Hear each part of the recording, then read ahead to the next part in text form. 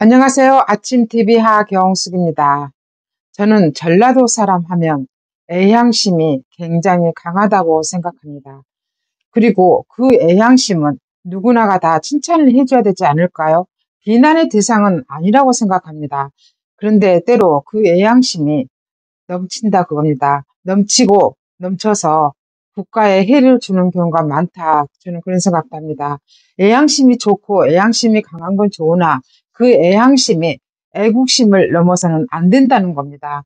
호남을 사랑하고 내 고향을 사랑하고 다 좋습니다. 하지만 그게 애국심을 넘어서면 안 된다는 겁니다. 3대 불가사의 중에 하나가 호남 향후회라고 그러잖아요. 호남 향후회가 몇 명인지 누구누구가 있는지 밖으로 잘 알려지지 않은 단체고 모였다면 형 아우를 다해서 끈끈한 정들이 있잖아요. 그래서 3대 불가사의 중에 하나가 호남향후회라고 저는 생각합니다. 그 호남향후회라 할지라도 애국심을 넘어서는 안 된다고 생각합니다. 우리가 전라도 사람들이 굉장히 존경해야 될 사람 중에 한 분이 저는 민족고대, 고대의 설립자인 김성수 선생이라고 말씀드렸습니다. 다른 분들도 많이 계시지만 일단 저는 김성수 선생에 대해서 말씀을 드리고 싶습니다. 김성수 선생은 경성방직을 인수를 하고 100%다 조선인들로 직원을 뽑았습니다. 일본인들을 뽑으면은 그게 안 되기 때문에 민족성을 길러주고 교육을 시키기 위해서 조선인들로 직원을 뽑았고 또 보부상 부대를 만들어 가지고 그 보부상들한테 태극성을 만들어서 그거를 일본에다가도 특허 출원을 하고 그분들한테 보부상 그 벽달에다가 태극선을 전부 그려서 국민들한테 계속 알리는 작업을 했었습니다. 김성수 선생은 한국사와 한국학을 굉장히 중요시 여기는 그런 사람이었고 독립자금도 모아가지고 상해로 직접 갖다 주기도 많이 하신 분입니다. 그렇게 일제시대 때 일본에 아부한 척하고 보였지만 실상은 그렇지 않았다고 봅니다. 근데 일본에서 와서 연설을 하라 그러면 연설했지만 하나 잘못된 부분이 있습니다.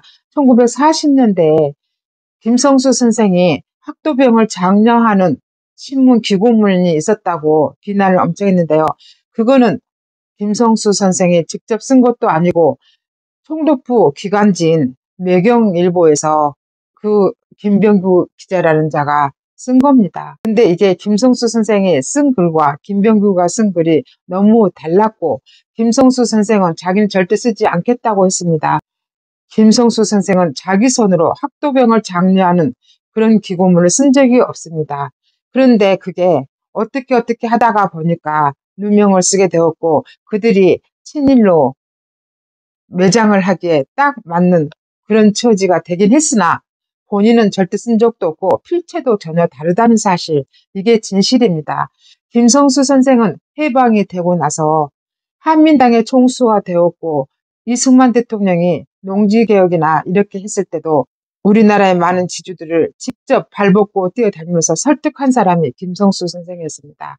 김성수 선생이 일본에 협조하기도 했지만 뒤에서 독립군들을 많이 도우는 일을 했는데 만약에 김성수 선생이 우리 대한민국 사람들한테 굉장히 해로운 짓을 많이 했다면 사람들이 그렇게 존경하고 사망을 했을 때는 울고불고 그렇게 하지 않았을 겁니다. 1955년 김성수 선생이 사망했을 때는 인산인해를 이룰 정도로 100만 명 이상이 거리로 뛰쳐나왔습니다. 그 정도로 김성수 선생은 온 국민의 추앙을 받고 존경을 받은 분이었습니다. 그분이 전라도 사람이란 것에 대해서 저는 자부심을 느낍니다. 그런 사람을 어떻게 감히 민족문제연구소가 밟아버릴 수 있단 말입니까? 저는 여기에 전라도 청년들이 특히 붕괴해야 된다고 생각합니다. 민족고대라고 자부하는 고대생들이 붕괴해야 된다고 생각합니다. 고대의 설립자인 김성수 선생의 친일로 매도되면서 훈장까지 박탈당하는 이 사태가 벌어져도 왜 고대생들은 일어나지 않습니까? 고대생들은 자신들의 설립자가 어떤 대단한 사람인지 교육을 시켜야 되고 일어나야 된다고 생각합니다. 그래서 다시 되돌려 놔야 됩니다. 왜 공산주의자들에 의해서 자기의 설립자가 친일로 매도되는 것을 가만히 보고 있습니까? 지성인이라는 대학생들이 자기 설립자가 그렇게 매도되고 있는 것에 대해서 시시시하고 가만히 있단 말입니까? 이게 저는 굉장히 분노를 일으켜야 된다고 생각합니다. 플라톤이 정치를 외면한 사이에 가장 저질스러운 자들의 지배를 받는다고 하더니 가장 저질스러운 자들이 자신들의 설립자를 그렇게 친일로 매도하고 하는데 왜 가만히 있습니까? 모를 때는, 몰랐을 때는 그렇다 치지만 하나하나 알고 그리고 알고자 하고 알아야 됩니다.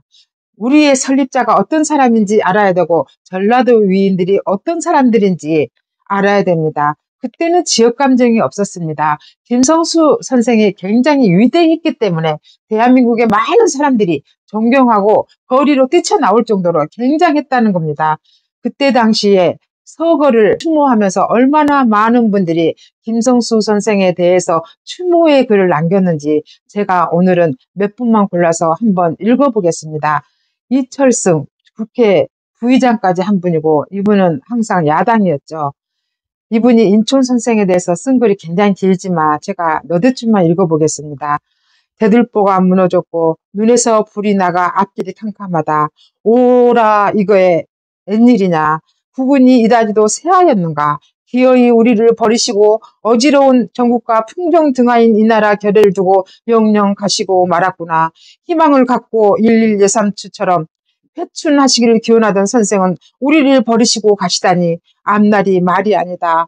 개동에 가서 눈물로써 조의를 올리고 극도의 상심에 잠긴 사모님을 위로했다.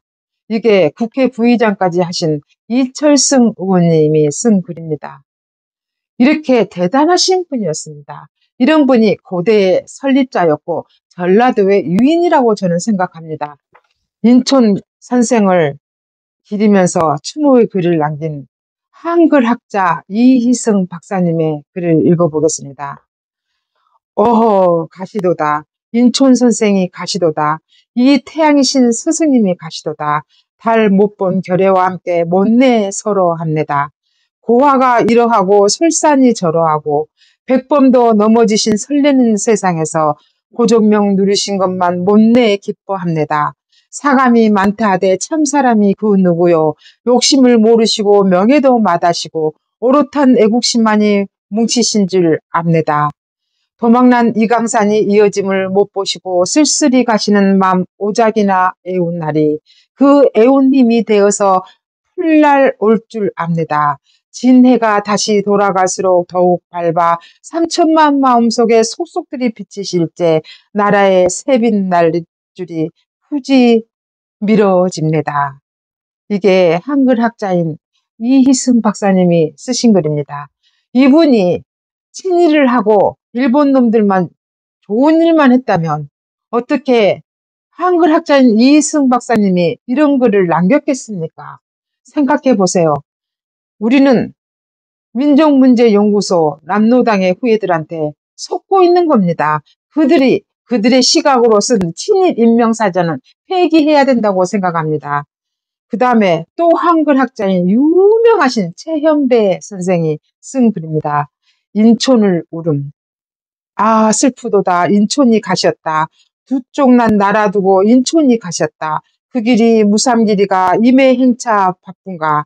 역사의 한배 나라 잃은 지 36년.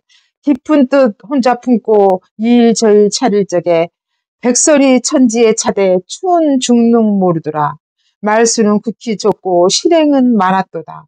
학교도 여럿이요 언론사업 다 차렸네. 세상에 무언 실행이란 우리 이미 그 본일세. 얼굴은 온화하고 가슴은 철석 같다. 모진 놈 총칼인들 꺾일 줄이 있으랴. 옛말에 외유내강이란 글을 두고 이름 일다. 나라를 사랑하며 온갖 것을 바치었고 사람을 한 번 믿어 일생을 변함없다. 참말로 지사있느니 이미런가 하노라. 덕이란 애롭잖아. 이웃이 거기 있다. 뜻이란 소리 없대. 천하둥지 모여든다. 임 계신 어진마을에 끊일 줄이 없어라. 외정에 모진 바람 낮밤으로 몰아치되 우리 임 개동 계셔 철의 기둥 버텼음에 3천만 흰옷 결애가 재질 찾아가더라. 광복된 한배 나라 할 일이 하도 한데 모든 것 다 버리고 인촌이 가셨다. 윤감은 그 가슴속이 오죽 답답하시리. 천년을 기르기에 일생 십력 다 바치고 제 손으로 세운 학원 뒷동산의 유택 삼아 억만년 이 나라 일꾼 자라남을 보신다. 이게 인촌 선생이 돌아가신 추모를 사를 최연배 선생이 적은 글입니다. 너무나 가슴에 와닿지 않습니까? 인촌 선생이 친일만 하고 우리 민족한테 도움이 되지 않는 일을 하셨다면 이런 대단한 분들이 어떻게 인촌 선생을 이렇게 기리는 글을 썼겠습니까? 우리는 공산당 저놈들한테 속고 있는 겁니다. 사정이 이러할진데 왜 전라도의 위인인, 우리 대한민국의 위인인 인촌 김성수 선생을 밟아버리고 흔적을 지우는데 왜 아무 말도 안 한단 말입니까? 이제는 우리 국민들이 분노해야 됩니다. 이것이 바로 윤석열 대통령이 주장하는 반국가단체입니다. 저는 민족문제연구소에 후원을 하는 사람들도 모르고 하고 있을 거라고 생각합니다. 민족문제연구소라고 하니까 굉장히 좋은 말 같잖아요. 남로당의 후예들, 남로당의 누굽니까? 북한하고 적화통일을 못 이뤄서 안달인 박헌영이를 너무 존경한다는 임헌영이가 있는 민족연구소, 박헌영의 아들인 옹경 스님이 있는 역사문제연구소, 그들이 만든 친일 인명사전, 그것들에 의해서 전라도 위인이 이렇게 쓰러져 가는 것을 어찌 볼 수 있겠단 말입니까? 우리는 분노해야 됩니다. 전라도 청년들뿐만 아니라 대한민국 청년들도 분노해야 됩니다. 고대 청년들, 학생들, 민족고대라며. 민족고대를 누가 만들었습니까? 설립자인 인촌 선생의 정신이었습니다. 고대 앞에 인촌노라는 표지석 다 없애고 이정표 다 뿌리 뽑고 만세를 부를 때 고대생들은 뭐하고 있었습니까? 민족문제연구소가 다 없애려고 한 거를 뜻 있는 사람들이 강력하게 막았다고 합니다. 그래서 전라도 고창은 인촌노랑 이게 고스란히 있다고 합니다. 이 일을 어떻게 참을 수가 있단 말입니까? 저는 이런 것들을 보면서 어떻게 우리가 분노하지 않을 수 있는지, 가장 저질스러운 자들의 지배를 우리가 받고 있습니다.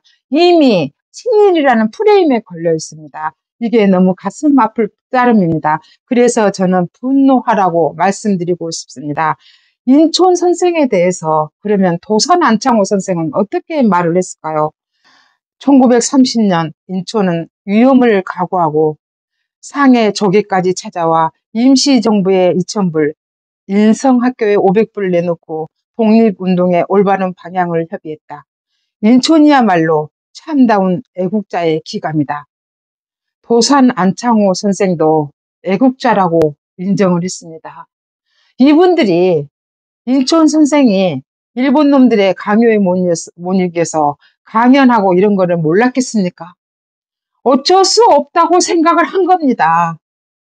어쩔 수 없이 일본 놈들한테 동조를 하면서 뒤에서는 나라를 살리겠다고 독립자금도 대주고 국민들을 깨우치겠다고 태극성을 가지고 다니면서 전국에 보부상을 보내면서 그렇게 민족혼을 일깨우려고 애쓴 인촌 김성수 선생입니다. 보성 전문학교를 인수하고 학교도 여러 개 인수하고 대한민국에 사는 우리 양민들, 국민들을 일깨우려고 최선을 다한 사람이 인촌 김성수 선생입니다. 어떻게 이런 위대한 김성수 선생을 밟아버릴 수 있단 말입니까? 그것도 좌파들이, 종중, 친중 세력들이. 이거는 말도 안 됩니다. 그래서 저는 인촌 선생을 우리 국민들이 다시 제자리에 돌려놔야 된다고 생각합니다. 이 운동을 다시 해야 된다고 생각합니다. 친일 인명사전에 올라있는 많은 사람들 다시 명예를 회복해 줘야 된다고 생각합니다.